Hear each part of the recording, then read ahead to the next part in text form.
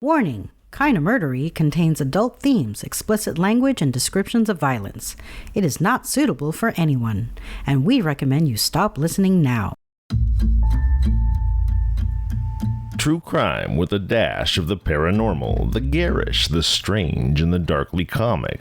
I'm Zevin Odelberg, and you've found your way to Kinda Murdery, a place that means more than just murder. It's my very own pocket dimension, home to a curated collection of bizarre and compelling stories, the unsolved, the unsettling, and the unbelievable. I cover it all, just so long as it's kinda murdery. Hey everybody, welcome to Kinda Murdery. I'm your host, Zevin Odelberg. Thank you for deciding to be here. I'm not going to waste any time today. We're going to jump right into part 2 of the Murderous Marlyse May. Please notice that this is part 2. So if you haven't heard part 1 yet, go back and listen to it and then rejoin us. But do come right back, because today, once the story is concluded, don't go anywhere. Stick around, because immediately following the story will be my interview with New York Times bestselling author and creator of the Sandman Slim series, a brilliant writer, one of my favorite writers, one of my personal artistic heroes. Again, New York Times bestselling author, so I'm obviously not the only one who likes him, Richard Kadrey. We have an incredible, deep, interesting, moving conversation. He tells his own kind of murdery story. So even though we have a longer show than usual today, I think you're going to really enjoy my conversation with Richard Kadrey. And with that, it's time to make like beloved Eddie Munson and heavy metal, because Kinda Murdery starts now.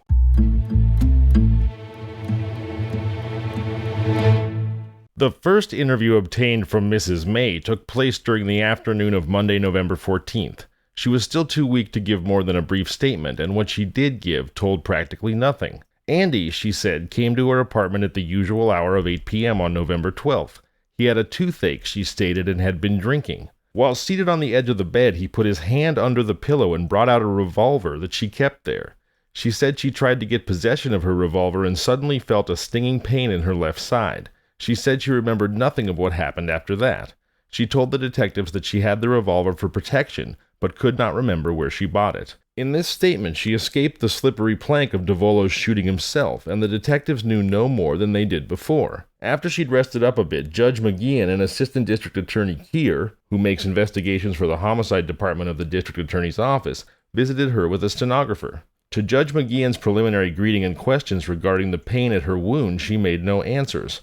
Only the twitching of her hand, held by a pleasant-faced nurse, showed she was alive. "You had a gun," the district attorney said, suddenly changing his tone from one of sympathy to sharp accusation. "In the house," she evaded cunningly. "I was robbed a year ago. The beasts. They come to the home again last week. Detective tell me to get a gun because I was always alone." "Was Andy good and drunk?" "He was not quite drunk. He smelled of liquor. He brought a bottle of whiskey and put it on his tooth for a toothache. Oh, my little Andy." "Don't cry, Mary," her questioner said soothingly. "Did you fight with him? Tell me about it." "Yes," she said in a weary voice. "Andy said, 'Let's elope,' and I said, 'Don't be foolish.' His parents objected to me because I'm a married woman. They're foolish. Why not me as well as somebody else?" she asked scornfully. Maybe that's a little bit of the stereotypical French morals there, huh? "But I said to him, 'Oh, Andy, there are thousands of girls, but only one mother.' And he said, 'How would you like to die with me?' And then I hear pop, pop, pop. He was a good boy. Why did he do that? He was so sweet." "Did he shoot himself in the head, Mary?" "Oh, yes," she replied readily. "He was shooting all over himself. He said, 'I kill you too.' He went like, I do not know. I went to get up. I couldn't get up. He shoot all the time. I say stop, stop. And then I feel a pain and it all goes black and I wake up here." In her first statement, Mrs. May had skirted on the safe side of an implausible story. In this one, made to the district attorney, she had slipped into a quagmire of lies. Not only was it impossible for Davolo to have shot himself in the head, but, according to Dr. Alexander O'Gotler, the city toxicologist, an analysis of the brain and stomach showed that there was absolutely no grain or wood alcohol present in the deceased at the time of the death. Asked if a small quantity rubbed on a tooth or a gum would register in the brain, he gave it as his opinion that it would, as the brain is susceptible to the smallest quantity of alcohol. Judge McGeehan immediately ordered the woman's removal from the public ward to the prison ward, charged with suspicion of homicide. It was there that she made a third statement, insisting that she remembered nothing of the first two and had never before seen Winterhalter, Smith, District Attorney McGeehan, nor Keir. This statement put the shooting in an entirely different light and appeared to vindicate Marlyse. However, this was not given until January 15, 1928, which was exactly 2 months and 2 days after the discovery of the murder. During that time, Marlyse was too ill to be taken before the grand jury, but the evidence against her had been accumulating until it looked as if an indictment was inevitable. One thing that puzzled detectives Winterhalter and Smith from the beginning was the absence of any suicide note. In all their experience with suicide cases, very few human beings, they had found, were either so callous or so friendless as to voluntarily leave of life without leaving a farewell explanatory note. And, in spite of her many faults, no one had ever accused Marlyse May of being callous, and certainly she was not friendless. Smith clung doggedly to the murder and attempted suicide theory, while his colleague believed with the police and district attorney that it was a plain case of murder motivated by jealousy. Smith then was jubilant at the next development. A suicide note was found. The discovery was made one morning after a patrolman on guard had reported that a friend of Marlyse's had attempted to enter the apartment, explaining that the wounded woman had requested her to go there and pack up her clothes. At least that was the reason she gave. The guard naturally refused this request, and she left in an apparently more perturbed state of mind than the refusal of such a simple favor seemed to call for. About this same time, Mrs. Cohn, a sister of the dead youth, applied for permission to take away her brother's belongings. This was granted, and she visited the murder flat in company with detectives Winterhalter and Smith. Dust was thick everywhere. Heavy rain had bespattered the windows, and the cleaner had not been allowed to polish them off.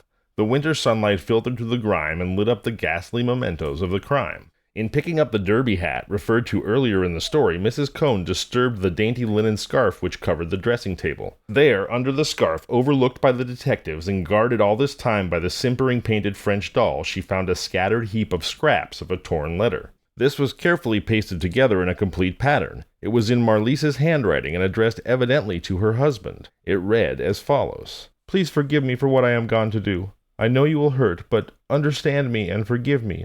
So I am gone to end all this. I love Andy more than life itself. You understand me, and I hope you will come back and will avenge me, for he is responsible for what's going to happen. I can't stand it any longer, so it's better for me to go. I am tired of living this way. I love Andy, and he told me he loves me too. Please send all my clothes to my mother, and please, sweetheart, because you are still my sweetheart, you're still dear to me. A strange..." Here a part of the letter was missing. "He being but it..." Another part missing. "His family drove me to do what I am going to do. He still owes me some money, $500 or $600. I don't really know what I'm going to do, but please, Adam, sweetheart." She's speaking to her husband here, who, as you'll remember, had gone to France in an attempt to cure his tuberculosis, and whose absence enabled her affair with the young Andy Davolo, now dead. So Adam is the absent husband, Andy is the young lover, and she says, "Adam, sweetheart, don't grieve so much. Life isn't worth the grief. Come back, live with your mama, and be happy, console her. Never tell her about this. Think of me once in a while, and forgive me, darling. I give you my best kisses and love. Always your wife, Mackie May." Here a line was drawn across the page, and under this the letter said, "Give my Cricky to Leon." Cricky being, as was later learned, Marlyse's cat. The deceased's business partner, Joseph Wexler, when questioned about the money mentioned in the letter, told the detectives that Andy had spoken of having received a loan from his sweetheart, but he had no idea that it was for such a large amount. Detective Schnabel had fully corroborated what Marlyse had said about the gangsters who had robbed her. They were, he said, a very tough mob, and their pals were quite capable of taking the most drastic measures to prevent her testifying against young Pete McCarthy, who was being held as a suspect on her charge of having been robbed and criminally assaulted a year before. The police and DA believed that Marlyse was too clever a young woman to expect authorities to accept her preposterous statement. But if she'd wanted to lie merely to protect herself, why had she not accused the gangsters of doing the shooting? An answer to this question was suggested in the defense of the first two of the gang who had been caught and sent up. They stated that the French woman had made their acquaintance in Columbus Circle and had invited them to her home, and that the, quote, assault was the result. What the detectives were seeking in their underworld trials was confirmation of this allegation. Was it possible that in her fear that another liaison may be discovered, that she was shielding someone until she had the opportunity to escape? Wait, are the gangsters implying that she invited them up and they had a threesome? Is that the liaison this is referring to, or are they talking about yet another lover that we haven't heard about yet? Well, let's find out. The reports handed in hinging on this angle of the investigation make interesting reading, but they are too voluminous to cover the short space of this story. I'm sure the official reports of this angle of the investigation make interesting reading. Which brings us back to the morning on which Mrs. May made her third statement in the presence of the detectives and the district attorney, which was taken down by a stenographer. She started off by detailing the robbery and assault of the year before. Then, about a week before the shooting, she said that she found a note under her door when she returned home from work. It was signed by Detective Schnabel and asked her to call him up. "Mr. Schnabel," she went on, "he said, 'Marlyse, I have good news for you.' I said, 'Well, what is it?' He said, 'We've got the third man.' I almost fell over. I said, 'You do? You have him?' He said, 'Well, yes, I have him.' And I said, 'Dear, no.' He said, 'You have to come down and identify him. Can you come Monday?' I said yes, and he asked me about the firearm permit. He said he would have it made right.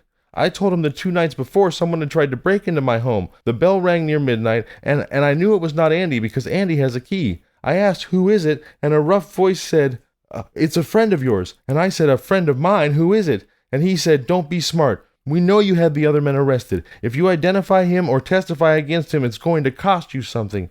You will be sorry someday. If you keep your mouth shut, we'll give you money to take a long trip.' I didn't answer. I got scared. I listened and I heard them talk more in the hall. There was more than one. They came twice more with the same threat. I went to court to identify the man, but the case was adjourned.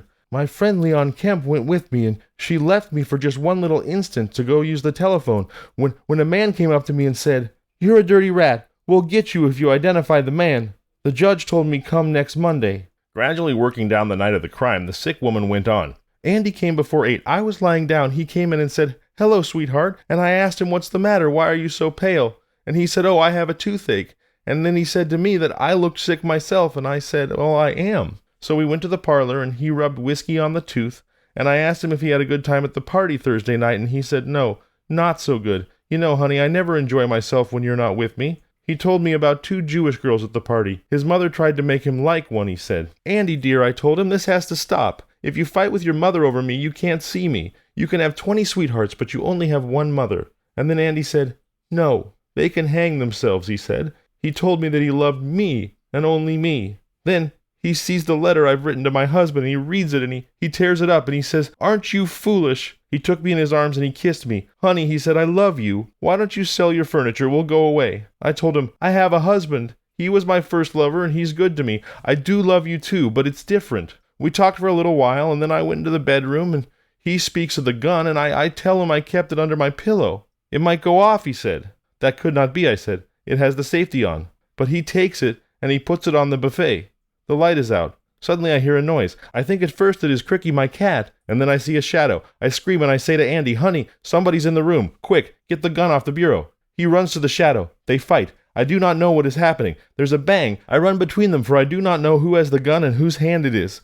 Somebody threw me down near the door. When I woke up, I was in Fordham Hospital." All right, so this is really interesting, right? Because when Marlyse was originally allegedly in a coma, she kept screaming in her delirium about, "Please, Andy, don't shoot me." So her delirium, or at least apparent delirium, implied that Andy had tried to kill her. Now she's giving an allegedly clear-headed account of events based on memory, where there was a third person who attacked Andy. So the story has changed a lot since she was delirious. One might think that delirium would lead to truth, but who knows? Oh, and here we go. Marlyse denied that she'd ever called out, "Andy, don't shoot me," claiming she had a vague recollection of begging the intruder, "Don't shoot my Andy."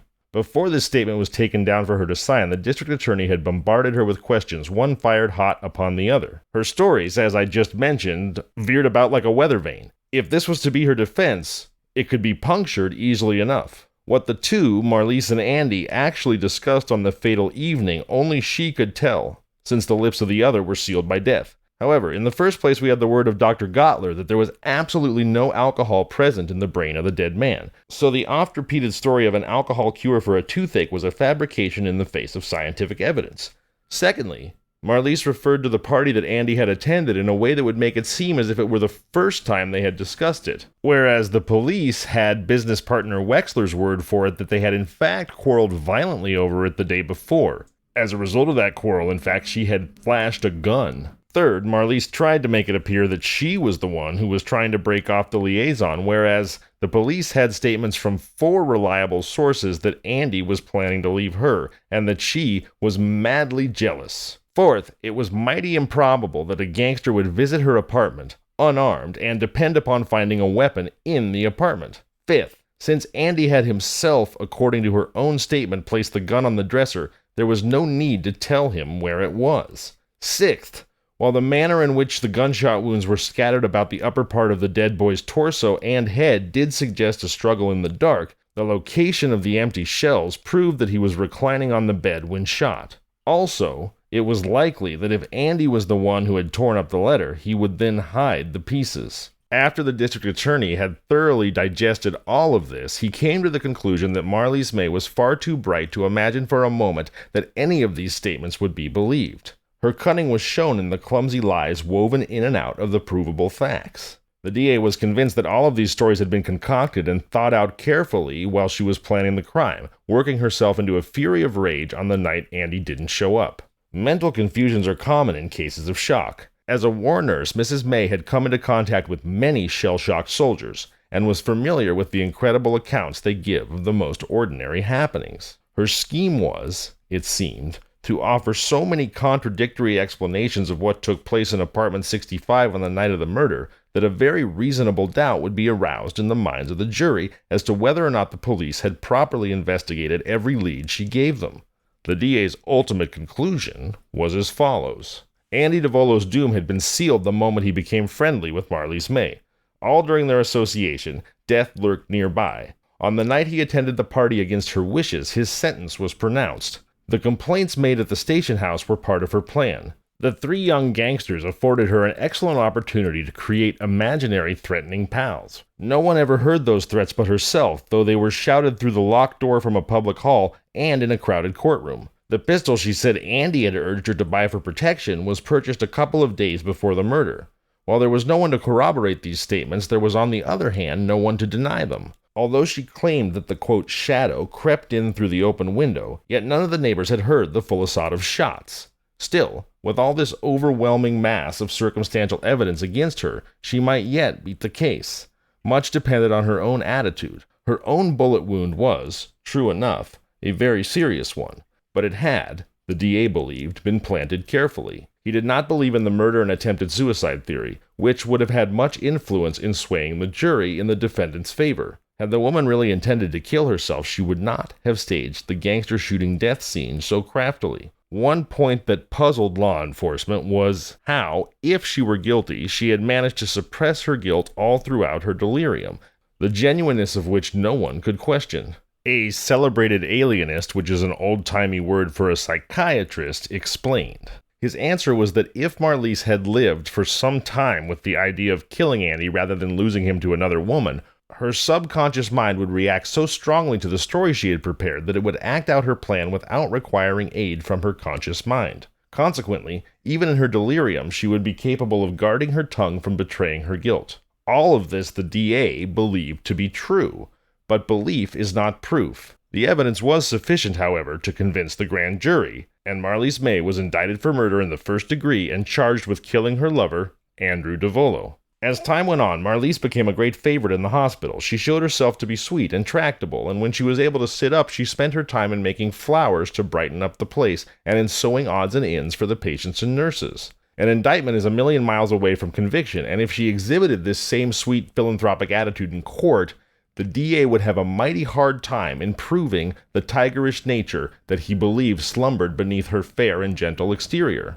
What would be required to convict Marlyse, above all things, was the jury to have sympathy, not for her, but for the victim, Andrew DeVolo. The DA was determined to achieve this. Before the trial started, he had a waxen effigy made of the dead youth, clad only in bright green socks and the yellow shoes he'd been wearing at the time of his death. It was a gruesome figure. Crayon marks on it in green, red, and black showed the entrance, course, and exit of the bullets that had been fired into the body. This would be exhibited in the court. The trial opened on November 30th, 1928, more than a year after the crime, before Judge Albert Cohn in the Bronx County Court. Mrs. Marlyse May was brought into court sitting in an invalid's wheelchair. She was a pathetic figure, coughing almost continually and collapsing every now and again into the waiting arms of a police matron. She would have held all the honors by the end of the first act, or rather the first day of the trial, had it not been for her damning pride and ungovernable temper. Speaking to reporters who gathered around with pencils ready to pick up the sob stories, she said snappily,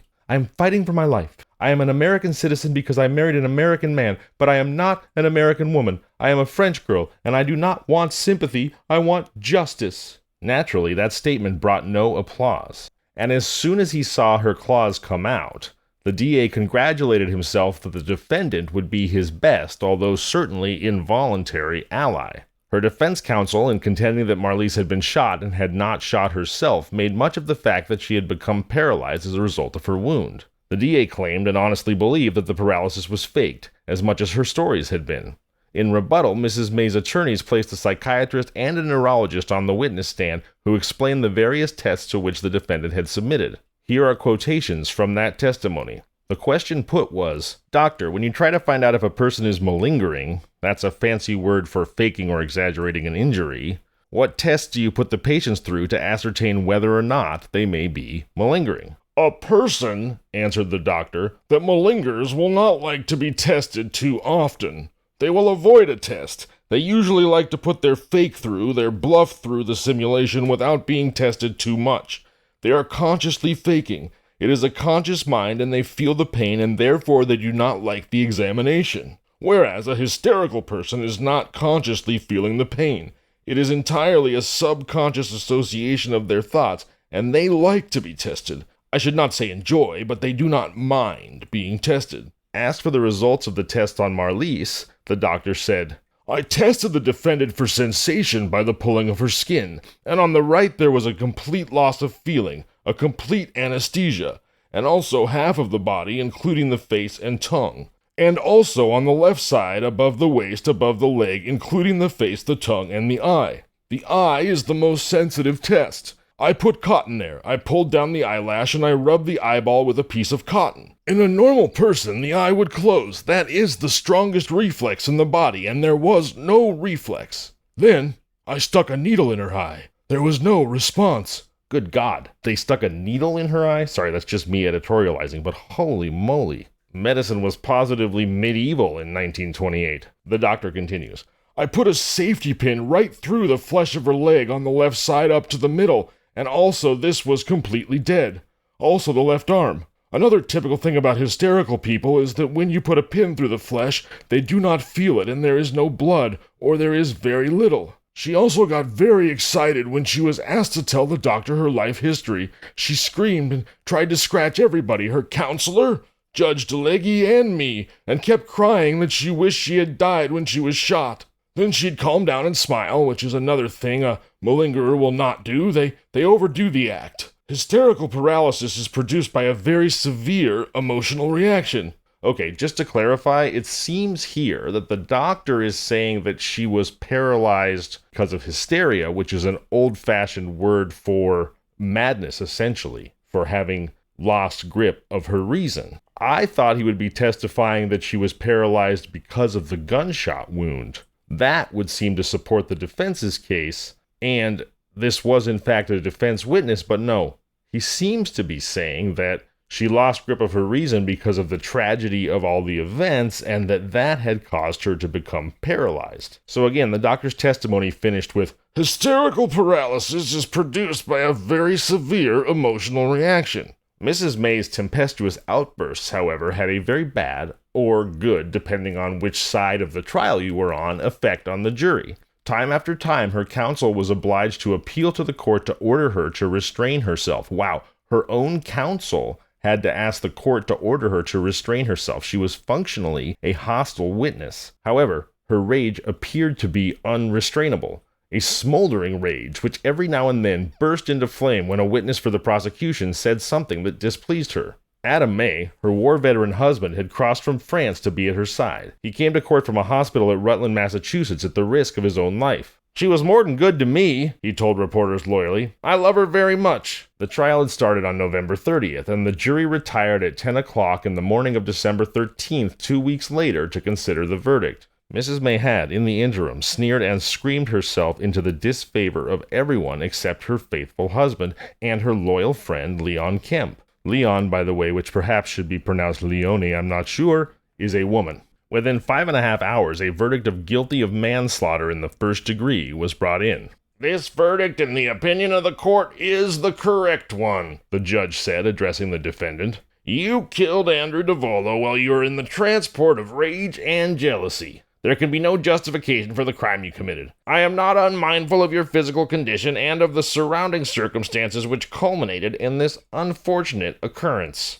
He then sentenced Marlyse May to from 5 to 10 years in the Auburn State Prison for Women. When her war veteran husband heard the verdict, he buried his face in his hands and a convulsive shudder shook his disease-worn body. Marlyse May collapsed into the arms of her attendant and was carried from the courtroom. Subsequently, she was reported to be, quote, doing very well in prison and was a model prisoner. Both the mother and the sweetheart of the dead boy won what they had asked for, justice. The sweetheart, of course, being Marlyse May. I'm not sure that 5 to 10 years is going to satisfy an Italian mother, but that's another ball of wax. What I find a little bit troubling about this story, although I do think that Marlyse May was likely guilty, the DA seemed to feel, and it seemed to be the case, whether it's the jury, the judge, her own attorneys, or reporters, it seemed to be that Marlyse May was convicted more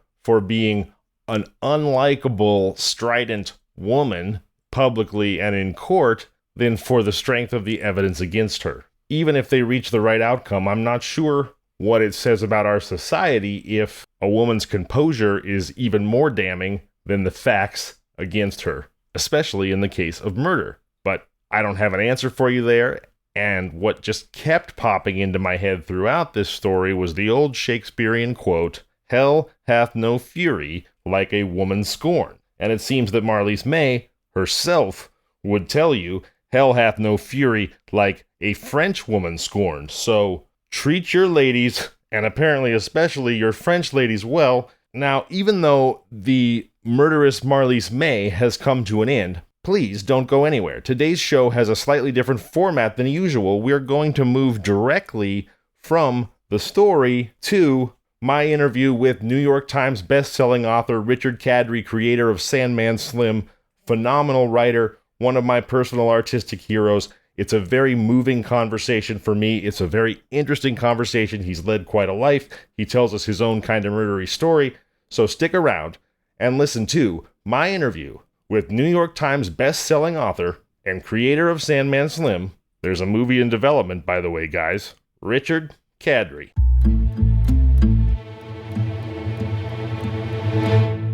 I have to tell you, I am so excited today because I have the amazing opportunity of interviewing a phenomenal guest. And I'm going to be straight up with you. After 16 years as a Hollywood executive, for the most part, I'm pretty jaded when it comes to getting excited about spending time with other humans just because of who they are or what they do, and not because of the relationship that we've already built together, which is a super wordy, kind of my thing, way of saying I don't get easily starstruck. But there's an exception to every rule, and I am starstruck today because joining me is one of the few artists whose work I eagerly anticipate, like a kid popping the doors on an advent calendar. He's the god of grit, the duke of darkness, the archon of action, the pontiff of pulp, and the maestro of magic. He writes Lucifer DC Comics, and he's the New York Times best-selling author of the Sandman Slim series. Richard Kadrey is here, and I am trying hard not to scream like a 16-year-old girl at a Beatles concert, or is it a 12-year-old girl at a BTS concert? I don't know, but the metaphor's in there somewhere. Hey, Richard, thanks for being here. How are you? I'm already into this interview just from the intro. I'm really digging it. Well, I'm really digging being here with you. And I think, the podcast and any community really is stronger when we're as open and honest with each other as possible. So yeah. I want to be honest with you and honest with the audience that it's my natural inclination when I'm talking to somebody that I admire or look up to, and that's you, as I've just revealed, to want to impress them with how smart I am or how much I know. As I talk about on the show, I was born with cerebral palsy. And while I do think that the impulse to sort of prove that you're worthy or good enough or not broken or whole is something that all humans experience, for me, mine was very much informed by my disability and the feeling that because I was behind the eight ball physically, I needed to make up for that by proving that I was smart. And so every bone in my body wants to spend this interview telling you all the stuff I love about your work or all the things I know and all of my thoughts, but that's not what I actually want to get out of this or hear about. And I don't think it's what the listeners really want either. So I'm going to fight that impulse, and I want to talk to you about you. Okay, let's go. All right. Yeah, let's do it.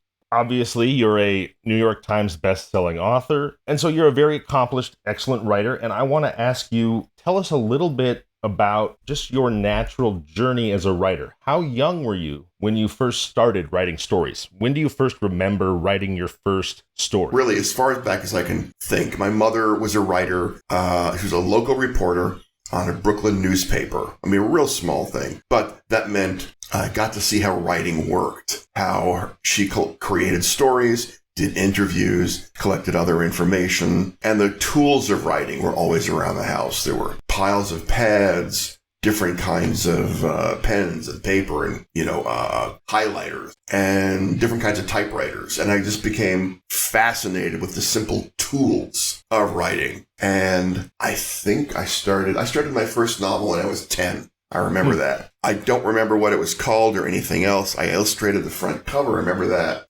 It was set in Egypt. There was an alien invasion of crab people, and they were all holed up in the Sphinx. And that's all I remember. Did you sort of know you wanted to be a writer from the very start? Because I run into two kinds of writers. I find either that there are people who just knew from the beginning that they were a writer, and that's all they ever wanted to do and all that they do. And then there are those who are writers, but thought they wanted to be something else, an actor, a businessman, who knows? They fought tooth and nail the whole idea of being a writer until they finally had to realize that that's what they were in their bones. What is your experience with that? Did you always know, or did you have to figure it out? I knew it, but I resisted it for years. I tried a lot of other stuff. Writing, when I started out, of course, I was awful. That's just the way it works as a writer. Very few people start off with the ability to put together a good story, and I couldn't do it for years. And so I went off in other directions. I played music for years. I played in a lot of bands. Later, I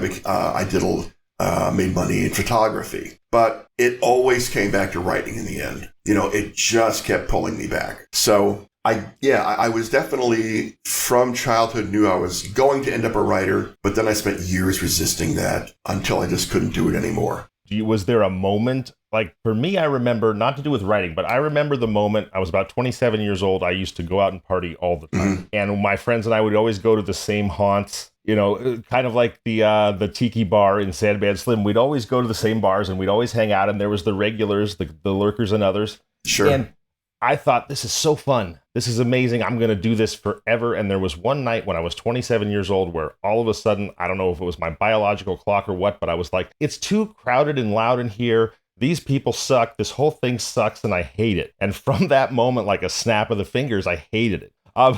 So I guess that's a metaphor for what I'm asking is, was there this moment for you where you fully just embraced and knew what you were and who you were going to be as far as being a writer was, or was it gradual and did it sneak up on I think it happened in a moment. I'd been reading science fiction and fantasy, mostly science fiction when I was younger. And I knew a lot of American writers around my age had been to something called the Clarion Workshop. Now, I wasn't writing a lot, but I had one brief encounter with college. I tried to be a student for a while, and it was awful. I never finished my freshman year. It was just, I was not suited for the college. The college was not suited for me. But I was in the English department one day, and there was a big bulletin board, and someone had, thumbtacked a information on the Clarion Writers Workshop that year. And what you had to do was write a story, submit it to them, and then they would choose people they thought were good enough, had some raw talent that the workshop could help develop. I think I stole the flyer because we didn't have camera phones or anything back then. So I took it home and I wrote a story and sent it in. And, I mean, it was awful. I know in my heart it was awful. But I got in. They chose me. There was something in that crappy story that the judges saw, I guess. I bet there was, and I bet it wasn't as crappy as your internal critic thinks. Yeah, I'm not sure. Anyway, I got in. It's a 6-week program, stayed the whole way through, and I have mixed feelings about Clarion now. It helped me in some ways. It helped me develop a critical eye. It helped me skip some mistakes that young writers make, but also it can be destructive, at least back then. I know they've changed a couple of policies since I was at Clarion, but the Clarion I went to had 2 teachers in the last 2 weeks. But the last week was important because after you've written all your story, you had to write like a story, at least a story a week for 6 weeks. And at the end of that 6 weeks, during the last week, you have a one-on-one walk, like through the grounds of the university, where you talk about your writing, career, whatever, with that teacher. And the teacher told me to quit. I had no talent. Just stop. Go do something else, which didn't affect me because I was an arrogant little prick. But I talked to other people from around that time, and it hurt a lot of people hearing that kind of stuff. Yeah. That's the part I mean by destructive. They don't do that anymore. They don't allow that kind of death sentence from a teacher. Especially because obviously that person was wrong. Well, I've taken a lot of delight in he was wrong. A bunch of my teachers are wrong. I had a lot of teachers. I had a couple who liked my writing, but the majority of them didn't. And I always wondered if that was because they give us writing assignments, and I'd sort of halfway do what they wanted, then just added on something weird. Yeah. And so some of the teachers thought that was interesting, and others who just hated me for it.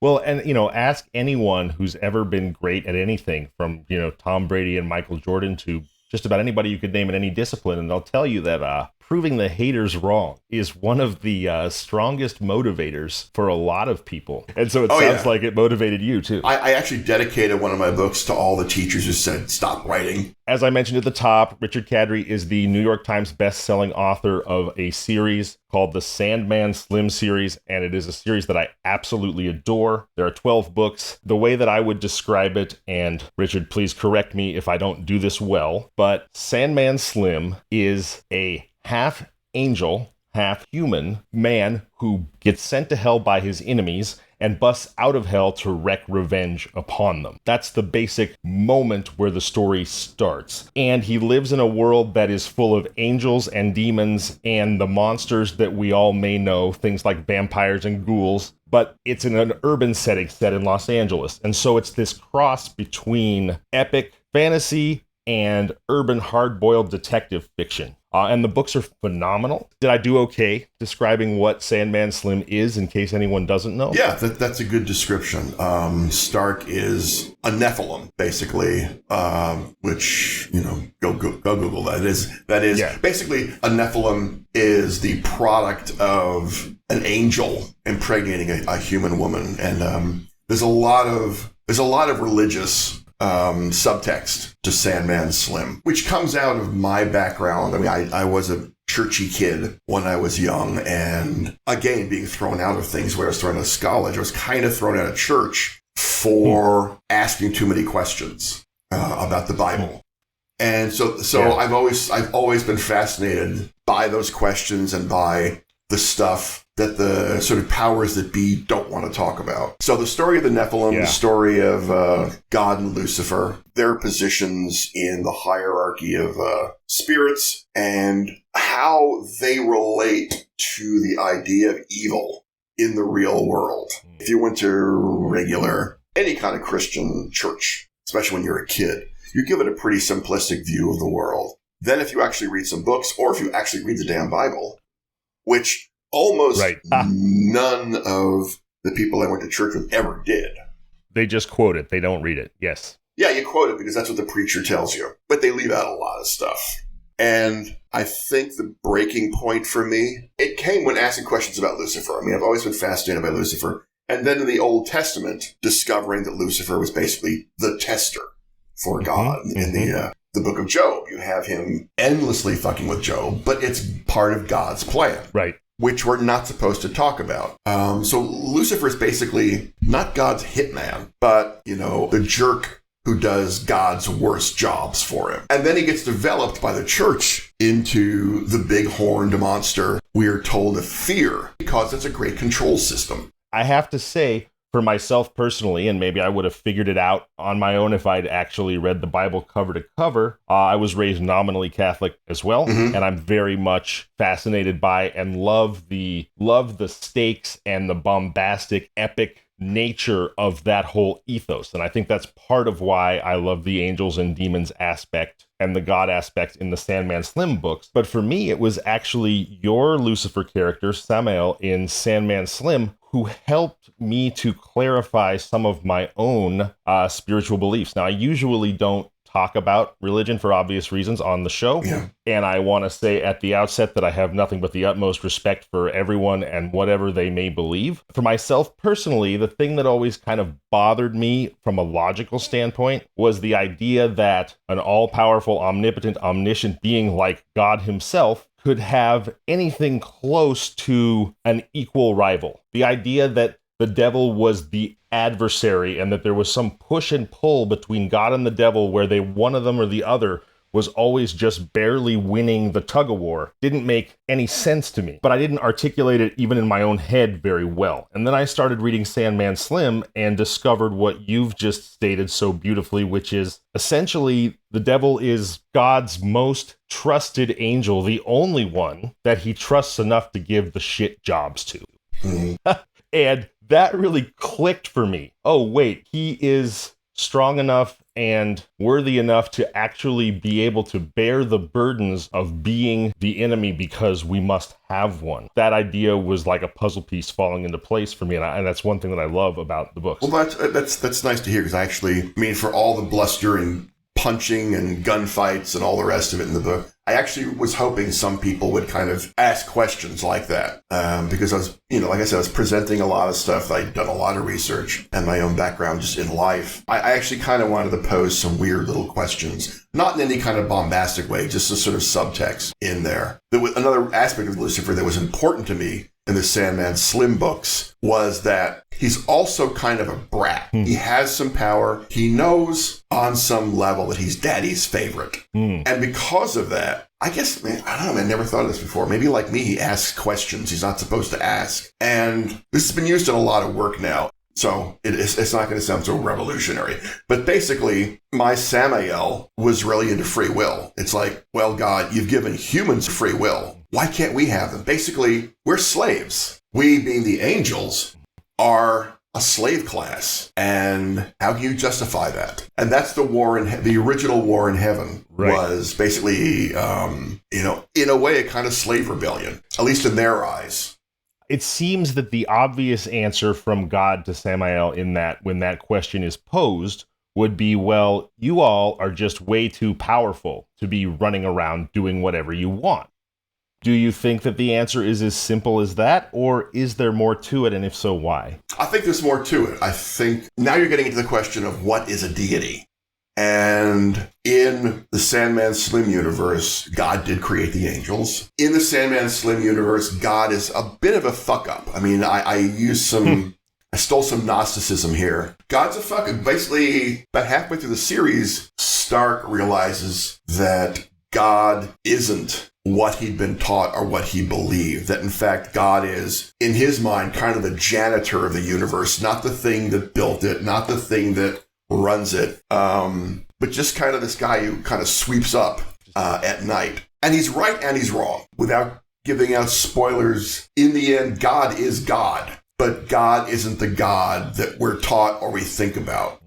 I want to talk a little bit about my experience encountering the Sandman Slim stories and how I perceive both your world and your writing and what I love about it and some things that I wonder. So obviously, as I've stated almost ad nauseum here, I love Sandman Slim and the world. And I think that's because, in part, that it revolves around the humanity of monsters and the monstrosity of humans. And that really resonates with me, and I'm sure it does with a lot of people in a lot of ways. I think, again, for me to go back to my disability, my cerebral palsy, when you have this deep, inveterate sense that there is something fundamentally wrong with you, it becomes really important to show that that either is not wrong, is not actually a less than, it can be an asset, or that you are, despite this intrinsic failing, still very much worthwhile. And that is what I think that is why, if I'm pop psychologizing myself, that your stories resonate with me so deeply, because all of these outcasts are incredibly worthwhile, have all these redeeming qualities, and are very much better beings than those who seem to have nothing wrong with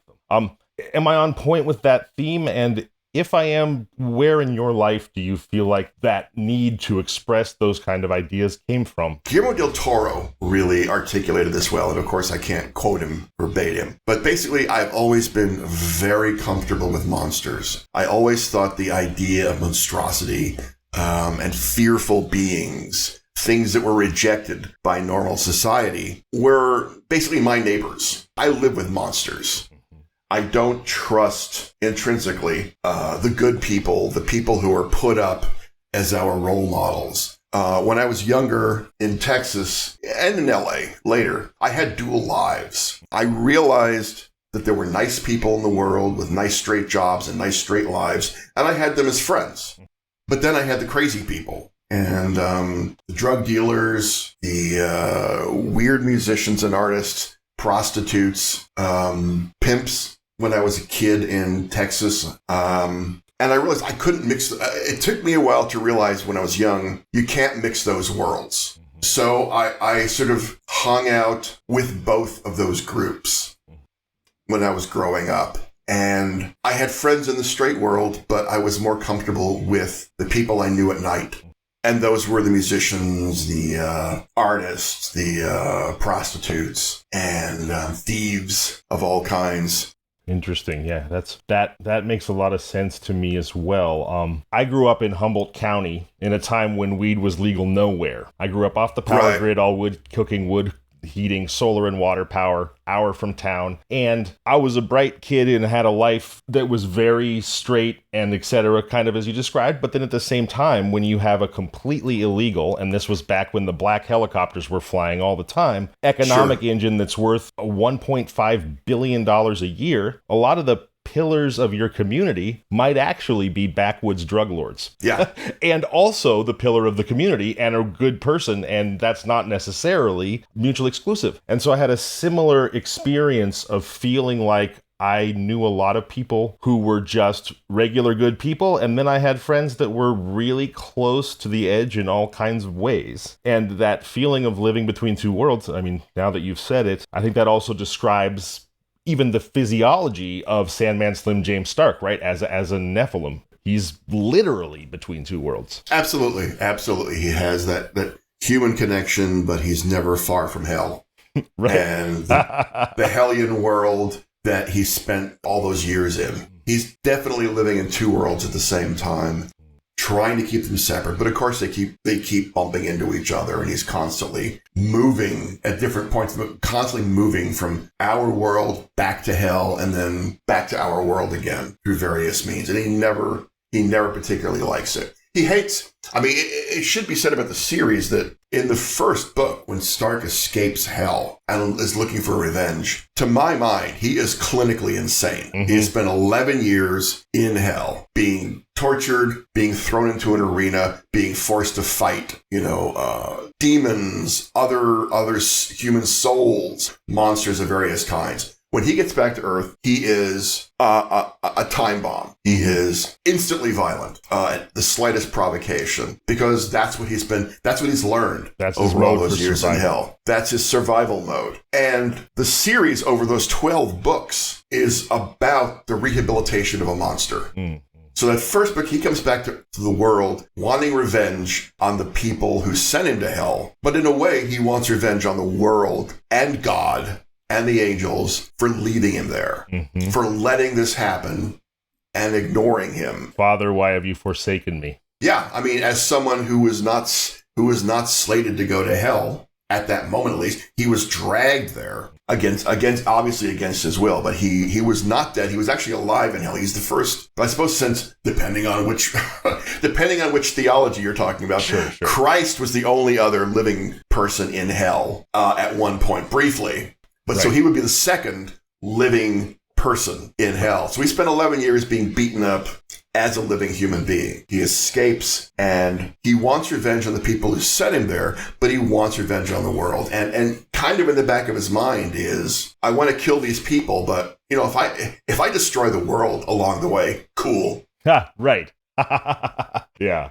Some men just want to watch the world burn. Yeah. Exactly. And the course of those 12 books, he completely rejects humanity for most of the first book. And I wanted to slowly trick him into becoming more human over the course of those books in the way that life kind of tricks you into not being the selfish brat you were when you were a little kid. I mean, and by that you little bitty kids, everything is about them. And then as you grow up, you learn that there are other people in the world and you have to share and have empathy. So I wanted Stark to have to go through that also. It's interesting. I'm not huge into superhero movies. I sort of dabble in them, but I saw the new The Batman with Robert Pattinson. And I actually liked it because unlike the Christopher Nolan Batman movies, this to me felt like a 50s crime story. It was grubby. It was little people doing terrible things, trying to be bigger people. And Batman is nothing but fail and is pissed off all the time and is just a mess. Yeah. And getting someone like Pattinson to play him as a younger mess, I really enjoyed, because that makes more sense to me as someone who's, going to go out there and change the world, but is so screwed up himself that he's just going to go out there and become part of it. So I really enjoyed what to me felt like a grubby, sweaty, dirty Batman. And so do you feel that the Batman from the Batman, Pattinson's Batman, is something of a Stark-like character in his desire to do right while being so screwed up himself that it makes it difficult to stay on track? Is there an analog there? Absolutely. I think they have some stuff in common there that they both have a lot of crap in their head they have to overcome. There is a Sandman Slim movie on the horizon. Is that correct? Yeah, there is. It's in development right now. And there's very little I can say about it. It's at that weird Hollywood stage. Hollywood thinks it's the CIA. Everything is a secret. You are until it's not. They really control their information. So I can't say much about it other than, yes, it's under development and things are happening. So I know you said you can't say much of anything. Is there anything you can tell us? there are interesting people attached, a lot of interesting possibilities, but I just can't say anything more right now. Understood. Absolutely. I've talked a lot about why I love Sandman Slim and your writing, and I also want to talk about a little bit why I think it's important, why I think it's an important work. When I first reached out to you about coming on the show, I replied on Twitter to something that you had tweeted. And I think I said something like, I just want to let you know that your books, Sandman Slim in particular, have meant a lot to me and helped me through some dark times in my life. And that's true. And for me, I think the reason that is, and the reason I think the work is important, is you, without preaching or sacrificing entertainment value, because I never want to be told what I need to do to make myself better. Yeah. There's nothing more obnoxious to me than inspirational quotes. I feel like people are looking down on me and telling me, you're just not mentally strong enough to fix yourself, you weakling. Well, that's what I hear when they're like, it's all up to you. Attitude is everything. Everything you see on those freaking corporate office posters and all over Facebook and Twitter. I hate that. I hate that. And what, without doing that, without preaching or sacrificing entertainment value, I feel like you communicate with such clarity that it's okay. Excuse me, I'm actually getting choked up here. It's okay to... Take your time, man. Take your time.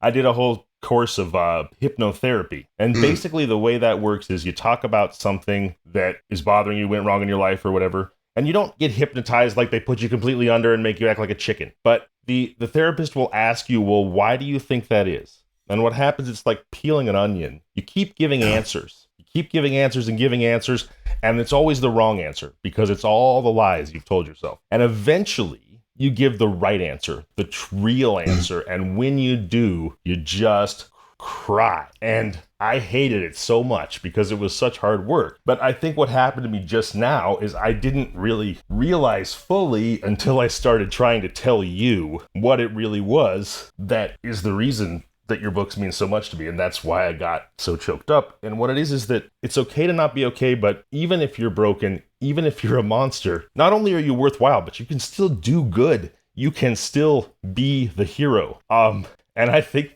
that message, for all kinds of reasons, but just has meant so much to me at various points in my life. So I want to thank you for that. Well, thank you for telling me that. Yeah, I absolutely believe that. I absolutely believe that I think the monsters out there absolutely can do great work. And I think in some ways, again, this is sort of getting back to Guillermo del Toro's idea about monsters. I think in some way, the monsters can be seen as better than the regular straight world because kind of like the monsters have less to hide. Mm-hmm. Monsters are monsters. It's like, Frankenstein, the Wolfman, any of them. It's just like, can't really hide this.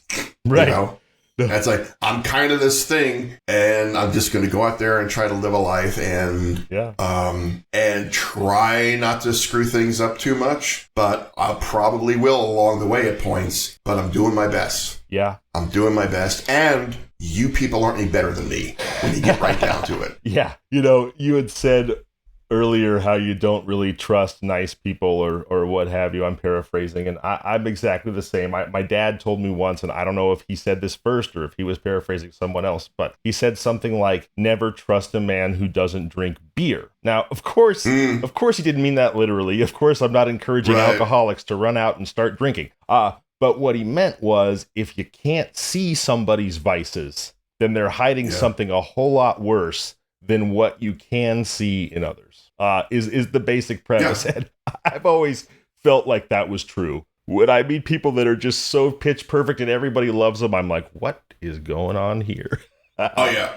The level of control it takes to be that perfect person is something I don't trust. I don't trust those people, the perfect people out there in the world, the successful, perfect models we're supposed to follow. Don't trust them at all. Don't trust them. I'm sure there are genuinely good people in those positions, but until they show me the cracks in the facade, I'm not going to trust them. Yeah. You got to show me the, I believe in Japan, it's a flaw in the piece of art. I believe the word is wabi. Mm-hmm. And it's a good thing, the flaw, because it shows you that this piece of art was created by a human. And I want to see the wabi in people. Yes. That's wonderful.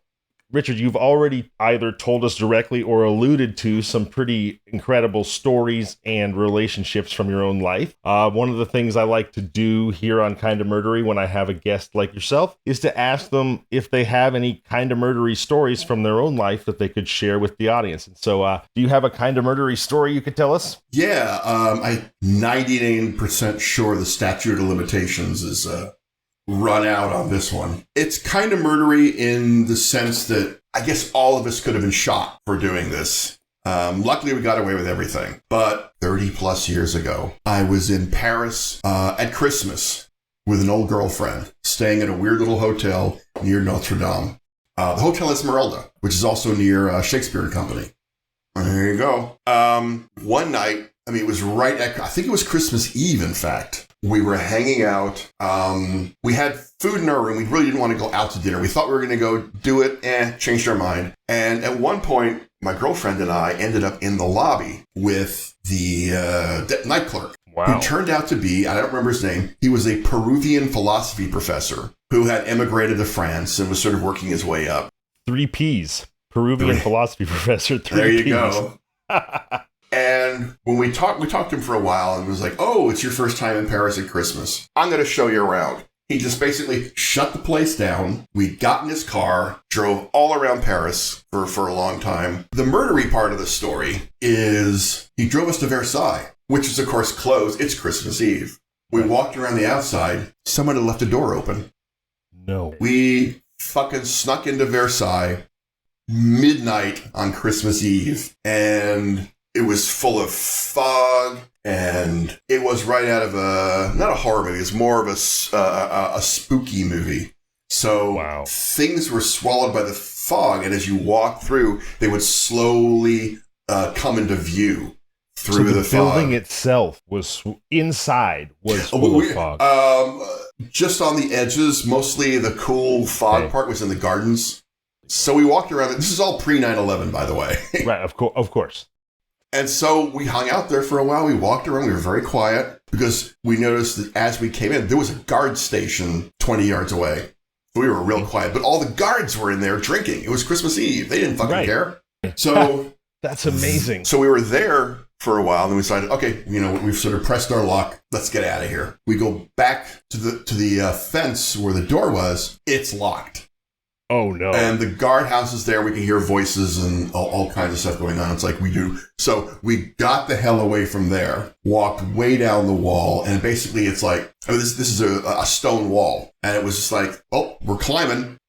Right. What are you going to do? What are you going to do? What are you going to do? So we basically crawled up this wall. And you were able to do that? Like find handholds and footholds. It was craggy enough. We made it up there. Yeah. Made it over, dropped down on the other side, hoping we didn't, sprain something or break an ankle. How tall was the wall, you say? 10, 12 feet. I don't remember saying. It was high enough that it was daunting to climb, and then high enough that when we got to the other side, it's like, well, like I said, when you had to drop down, I hope it wasn't so far that you were going to break something. Right. But everyone got through it. We ran back to the car, got the hell out of there. Oh my God. And got away with it, Yeah. We were not shot for being perhaps terrorists. Right. That was sort of looking back, it's like, oh, that's sort of the downside of doing something like that, and the murdery part of it. Right. But yeah, we got to spend some time in Versailles, just sort of one-on-one with the place.